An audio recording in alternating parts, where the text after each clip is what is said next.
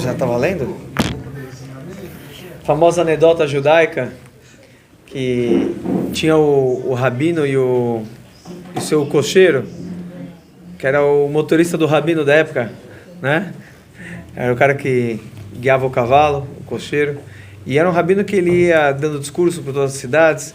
E aí logo antes de entrar na cidade, ele ia visitar mais um shtetl, o shtetl todo se preparou para receber o rabino. O cocheiro falou: pô, toda vez eu chego lá, todo mundo dá o maior respeito pro rabino e eu fico lá de canto, o cocheiro fica de canto, ninguém respeita ele. Ele falou: podemos fazer uma vez, sabe? Já visitou todos os lugares, vamos uma vez inverter os papéis, né? E aí então, o rabino falou: boa ideia. Então o cocheiro se vestiu com as roupas do rabino, e o rabino então pegou a rédea do cavalo, se vestiu com as roupas do cocheiro. Assim que chegaram no shtetl, naquele vilarejo, a cidade inteira parou para receber o rabino, que era agora o cocheiro vestido de rabino. Ele foi lá e todo mundo começou a dar todas as honras. E o rabino vestido de cocheiro ficou naquela situação assim, né, meio ninguém nem tinha um para ele. E aí de repente veio uma pessoa e fala: rabino, que bom que você veio, estamos esperando a visita de um grande rabino, um ilustre e sábio como o senhor há tanto tempo. Eu tenho uma pergunta muito difícil. E fez toda uma pergunta, uma situação que estava acontecendo, que ele abriu alguns livros e ficou na dúvida qual é a resposta sobre essa dúvida. E o rabino falou: isso é sua grande dúvida? Cadê o cocheiro vestido de rabino, né? Falou: isso é sua grande dúvida? Até meu cocheiro pode responder uma coisa tão simples como essa, né? Isso é simples, isso é fácil. Na nossa paraxá acontece algo assim similar, né? Entre aspas. Avram Avinu está prestes a entrar no Egito. Ele primeiro, Deus fala: Lech lecha el eretz asher areka, vá para uma terra que eu vou te mostrar. Ele chega em Israel, vairav baaretz, e teve fome. Aqui Deus fez um grande teste com Avram Avinu, que logo que ele chega para a terra prometida, imagina, ele está seguindo as instruções de Deus, ele acha que agora tudo vai dar certo na vida dele, e a primeira coisa que acontece quando ele chega na terra prometida é fome. E acontece de tal forma que ele acaba saindo de Israel e indo em direção ao Egito para buscar alimento. Tão grande era a fome que estava em Israel. E antes de adentrar o Egito, ele fala o seguinte: ele fala para Hinanai Adati, que Shai Efat Mared At, agora eu sei que você é uma moça bonita, né? Então ele pede: Imrina Achotiat, fale por favor que você é minha irmã, Lemani Tavli Bavorech, para que para que me favoreçam por sua causa e que também poupem a minha vida por você. Ou seja, Avram Avinu, o nosso grande herói, nosso patriarca, que na leitura de hoje, inclusive, quem leu o Ritas de hoje, no quarto chamado da Parashat Lech Lecha, ele enfrentou 4 reis, os reis mais poderosos do seu tempo. Ele foi lá e enfrentou, né? Cara, não tem ninguém tão corajoso como Avram Avinu. Imagina enfrentar os 4 maiores reis da época para salvar o seu sobrinho. Ele foi enfrentar com os seus exércitos. Os reis com os exércitos, obviamente. E ele fez tudo isso para salvar o sobrinho que tinha se separado dele. Mas agora, isso anos antes, quando ele foi entrar em Mitzrayim, aqui parece que ele se acovardou, né? O que ele faz? Ele fala para a esposa: eu vejo que eu sei que você é uma moça muito bela, então aqui no Egito o pessoal pode ficar de olho em você. Fala que você é minha irmã, para que eles não façam nada comigo, não me matem. Inclusive eu posso até ganhar um dinheirinho com isso. Tanto é o caso, na prática, a Sara chega lá, né, com Avram Avinu, e os egípcios veem realmente como ela era, realmente a beleza da Sara era algo fora de série. Eles falam: uma moça tão bela serve para o rei, e leva para o faraó. No final, Hashem causa uma praga na família do faraó, e ele percebe que tem alguma coisa de errado, e ele descobre que Avram Avinu é o marido, na verdade não é o irmão dela. E então quando ele quis casar com ela, ele deu muitos presentes para Avram. Ele ficou rico com isso, e no final ele essa praga cai sobre o faraó e sua família, e aí então eles mandam Avraham Avinu embora com a Sara, e no final dá tudo certo, tudo se salva. E Avraham volta com muita riqueza, inclusive. Mas a pergunta é o que passou pela cabeça de Avraham Avinu? Grandes comentaristas falam sobre o tema. A gente tem pouco tempo hoje aqui para explorar um tema tão profundo e com muitos comentaristas. Afinal, uma das maiores perguntas nossa paraxá. Vamos tentar, aquilo que o tempo nos permitir, a gente tentar abordar o assunto. O Nachmanides Ramban, ele fala que realmente isso daí foi um equívoco de Avraham. E fala que, como se fosse, entre aspas, quem somos nós para falar, mas assim está escrito na Nachmanides, ele fala que foi uma falha de Avraham Avinu, que ele já deixou Israel, apesar da fome, era um teste, ele tinha que se manter firme lá, que Deus falou, você tem que ficar lá, então ele tinha que ficar lá. Então ele falhou ao sair de Israel, e aqui uma falha leva a outra falha. Ele sabe, entendeu? Foi assim parece do Ramban, do Nachmanides. Mas isso é muito difícil de explicar dessa forma, inclusive porque a própria conclusão, você não vê em lugar nenhum que Deus condena, reprime Avraham Avinu nesse comportamento. Muito pelo contrário, como a gente falou, ele saiu de lá extremamente rico e voltou com muitas posses. Você não vê nada natural que fala que foi alguma coisa errada, o pensamento dele, o julgamento e o comportamento. O Don Yitzhak Abravanel também era igual o Nachmanides da Espanha, né? E ele fala que na verdade Avraham Avinu ele estava usando muito a inteligência. Qual que era a lógica dele? Primeira coisa, tem um Midrash Tanhuma que fala dessa história de Avraham. A gente aprende que isso é algo que a gente dedicou todo um shiur no ano passado sobre isso bem profundamente, sobre esse Midrash Tanhuma. Desculpa, esse não é o Midrash Tanhuma, esse é o Midrash Pliá, que fala o seguinte: daqui a gente aprende que se pode fazer uma shritá para um doente no Shabat. Se tem uma pessoa doente, né, e o médico receita para ele comer carne, então você faz, mesmo que é Shabat, você pode dar para ele ou uma carne não kasher, nevelá, ou fazer uma shritá é proibido no Shabat, se deve fazer shritá no Shabat, para dar para esse doente. Por quê? E o que isso tem a ver com a história de Avraham Avinu? O Midrash fala, daqui que você aprende isso. Então, a resposta é que a natureza do ser humano é que ele prefere fazer uma transgressão grande, mas que seja momentânea, uma vez só, do que fazer uma transgressão menor constantemente. Então, por exemplo, o Avraham Avinu sabia... Oi? Repetidas vezes. Repetidas vezes de forma constante. Não, constante não. Que é, por exemplo, no caso do doente... Do doente... Enquanto está doente. Mas Então, sobre isso, na verdade, foi toda a história cada mordida e mordida, cada pedaço que ele come, Então, a shritá é uma vez só. A comida, você vai comendo um pedaço... Mas no caso do Avraham Avinu, o que o Midrash está aprendendo? E sobre isso foi todo o shiur do ano passado, não vou entrar, senão não vai dar tempo, mas a lógica do Avraham era o seguinte: os egípcios também não iam casar com uma mulher já casada, né? Uma mulher que era casada com o marido, eles também respeitavam isso. Mas o que?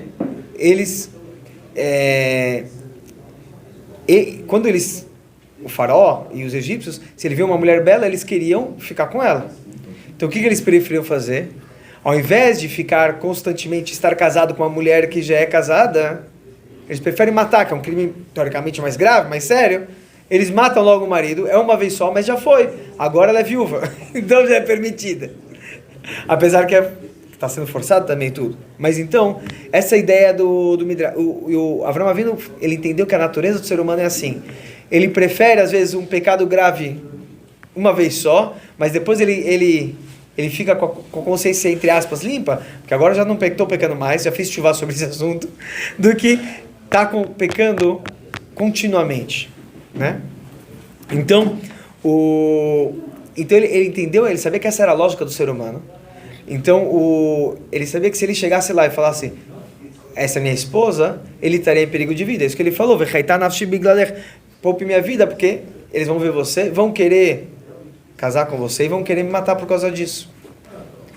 E para eles não têm escrúpulos, eles estão dispostos a me matar para casar com você. Agora o quê? Fala o Abravanel, mas... Bom, estamos falando de Abraão Avinu de volta. Ele enfrentou 4 reis, ele não vai, né, vai se acovardar? Um reizinho só. É um rei só. Qual que é a história? Então explica o Don Abravanel. Obviamente, você tem que sempre lidar com as coisas de uma forma natural, não esperando milagre. Então o que Abraão Avinu pensou? Tem um famoso exemplo no folclore judaico, Yiddish, conta que tinha uma vez um judeu que era muito pobre, tinha 3 filhas para casar, a situação não estava fácil. Um dia ele sai do shul de manhã, shachari de manhã, ele vê um anúncio. O Poretz, às vezes os Poretz na época, Poretz era o barão, o conde feudal, tinha muito dinheiro, muito tempo livre, não tinha muito o que fazer da cabeça e da vida. E ele falou, eu dou 5.000 moedas de ouro para quem ensinar o meu cachorro a cantar. O Yankale, quando saiu do sul e viu isso, ele falou, é minha chance. Ele foi lá e pegou o dinheiro. Ele falou pro Poretz, ele falou o seguinte, eu sei ensinar cachorro a cantar. O Poretz falou, você? Ele falou, eu sou profissional. Me dá 5 anos, eu preciso do pagamento adiantado, porque afinal é muita ração, é cuidado. O cachorro tem que morar aqui comigo e eu vou ensinar e tudo mais e... Fica tranquilo, eu resolvo. Mas para isso eu preciso do pagamento adiantado. Ele chega em casa, bate na porta e ele fala, Sara, resolvi o problema da nossa vida. Vai ter casamento, vai ter roupa, dá para reformar a casa, está tudo resolvido. Sara falou, como assim? Olha aqui o cachorro do Poretz. Eu aceitei o desafio, eu vou ensinar ele a cantar. Mas você é louco, o cachorro nunca vai cantar. Fala, são 5 anos. Até lá, ou o Poretz morre ou o cachorro morre. Então... Morreu. Né? Mas, essa era a lógica dele. Então, Avraham Avinu, assim fala o Don Abravanel, não com o folclore judaico, mas o pensamento dele era similar. O que ele entendeu? A gente vai ver, mais pra frente, no Chumash Bereshit, que o irmão sempre é aquele que intermedia o casamento, o Shidduch.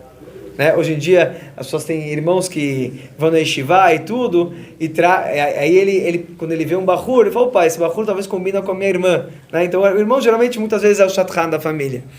Então a gente vai ver isso claramente quando o Eliezer vai buscar uma esposa, né?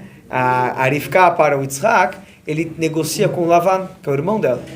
E a mesma, na verdade, quando o Shem e o Hamor, quando foram também pedir a Dina em casamento, o Yaakov Avinu fala, espera até que os irmãos, os filhos de Yaakov Avinu, os irmãos voltem. Eles estavam no campo, quando eles voltam a gente vai falar sobre isso. Você vê que os irmãos sempre faziam parte dessa negociação de Shidduch. Então o que o Avraham Avinu pensou? Ele sabia que eles iam estar de olho na Sara, né? E se ele falasse que ele era o marido, era o fim, né, ia começar a guerra na hora. Então o que ele pensou? Vou falar que eu sou irmão e eu vou ganhar tempo. Que vão começar a tentar conversar comigo para ver, negociar. Então isso que ele falou, vai ser bom para mim, vou começar a tentar, sabe, negociar. E com isso eu ganho tempo. Até lá já passou a fome em Israel. E a gente já volta. Ele achou que ia resolver isso, sabe, ele ia enrolar. Ia ter muitos pretendentes.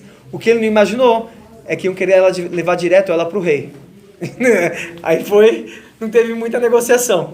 Ele achou que ia começar a negociar, ia começar a fazer, ia enrolar, ia poder voltar para Israel, que já ia ter passado a fome. Mas, assim explica o Don Yitzhak Abravanel. De qualquer forma, temos ainda um tempinho, o Zohar, ele olha essa história de uma forma bem distinta. Fala o seguinte, toda essa ideia, primeira coisa, que Avraham Avinu fala, vai ser bom para mim, né? Ele fala, Lemani tavli bavurer, vão me favorecer por você, né? Eu vou ser favorecido por sua causa. E aqui é explicado que Avraham Avinu, ele sabia o que ele estava fazendo. Ele não estava se acovardando, não é isso? Ele, muito pelo contrário, ele tinha plena confiança na segurança de Sara. o mesmo anjo que protegeu Sara na casa do faraó, assim conta, o Avraham Avinu ele já estava vendo esse anjo, mas esse anjo estava só com ela. Então ele falou, você está protegida, eu não estou, então eu preciso da sua proteção. O mérito das nossas matriarcas eram maiores do que os nossos patriarcas. E inclusive, a gente vê claramente isso mais para frente também na Torá, quando Deus ele fala para Avraham Avinu, né? Que você deve escutar tudo que a Sara vai te falar. Que o nível de profecia de Sara, a santidade de Sara era maior inclusive do que de Avraham Avinu. Então ele percebeu que ela estava protegida. Agora ele precisava se preocupar com a sua vida. Ela já estava garantida. Mas mais ainda, tem uma explicação que o Rebbe traz isso em algumas de suas cartas. Ele fala o seguinte, que quando o Avraham Avinu estava falando Imrina Chotiat, fala que você é minha irmã.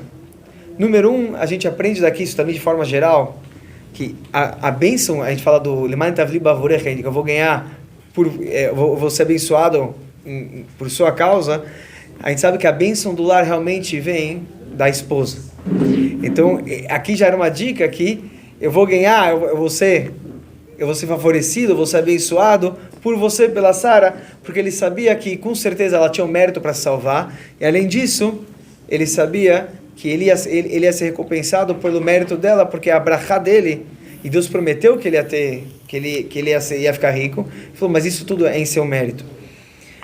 E aqui, mais ainda, falou Rebbe, que ele traz uma comparação muito interessante. Qual a diferença entre um irmão e um marido? Né? Qual a diferença entre irmãos e um casal? Um casal é alguém, uma pessoa quando casa com alguém, é alguém que você, teoricamente, escolhe, você se conhece. E Deus nos livre, é um relacionamento que, por vezes, infelizmente, pode se separar. E aí, deixa de ter esse relacionamento deixa de existir. Agora, irmãos, não se escolhe. Família não se escolhe. Né? E é um relacionamento que nunca... Pode, infelizmente, acontecer briga, mas uma pessoa nunca deixa de ser irmão da outra. É um relacionamento eterno. Falou Avraham Avinu, assim explica o Rebbe aqui, agora chegou o momento da gente revelar o nosso tipo de relacionamento nível irmão. Até agora a gente estava vivendo como um casal. Mas agora vamos passar por um grande teste, uma situação muito difícil. E podem, inclusive, tentar te sequestrar, como fizeram. Sequestraram ela, levaram ela para o rei. Saiba que o nosso relacionamento, ele é, apesar que a gente pode estar fisicamente separado pelo sequestro, a gente continua eternamente relacionados como irmãos.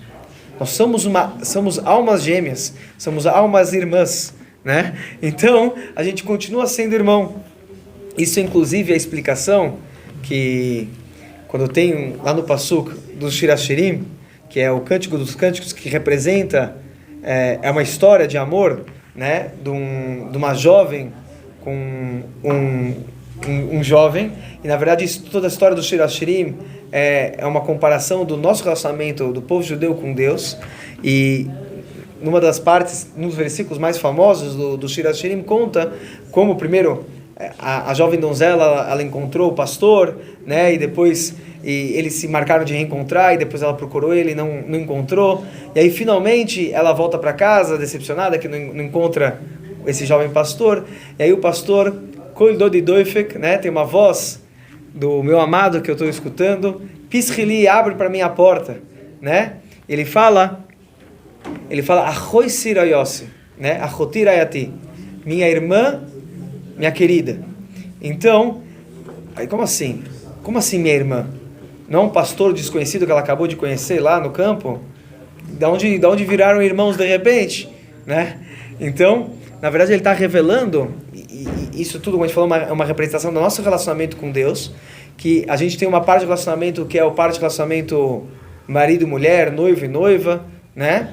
E tem um relacionamento como irmãos, que se representa, como a gente falou, esse relacionamento que é inquebrável, que ele é eterno. Então é isso que a gente está falando, porque é o nosso relacionamento com Deus, que às vezes a gente está à busca de Deus, às vezes Deus está à busca da gente, a gente às vezes se perde no caminho, causa esses desencontros, mas na prática a gente continua sendo relacionado, e somos inclusive amados e também somos irmãos, mostrando que somos almas gêmeas. Nossa alma está conectada com Deus que nem irmãos, almas gêmeas ou que nem um casal. E é isso que Avraham Avinu estava falando, que nosso relacionamento tem que ser mais forte do que apenas a parte revelada de um casal. E sim, nós temos uma alma eterna e gêmea, e é isso que a gente vai voltar. Quer dizer, apesar desse sequestro, da separação temporária, a gente continua eternamente relacionado. E o mesmo acontece nós com Hashem, é isso que está escrito no Shir Hashirim. Fazer a Yom Yom de hoje, dia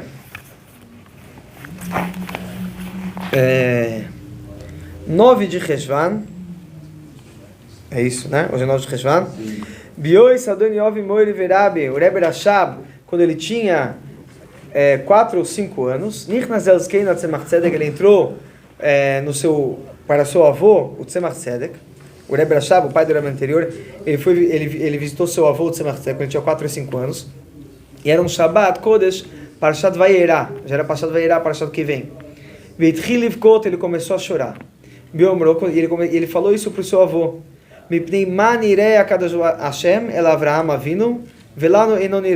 Porque Deus apareceu para Avraham Avinu, que é o primeiro versículo da Parashá que vem, Vairá Hashem el Avram, que Hashem apareceu para Avraham, e para a gente ele não aparece.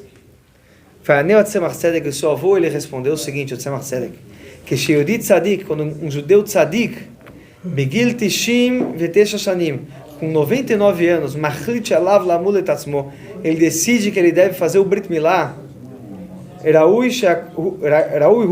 é propício, Shakadosh Baruch Hu Idgalel Elav, que Deus ele se revela para ele. Sobre isso tem muita Sichot do Rebbe, vale a pena estudar sobre esse Ayom Yom.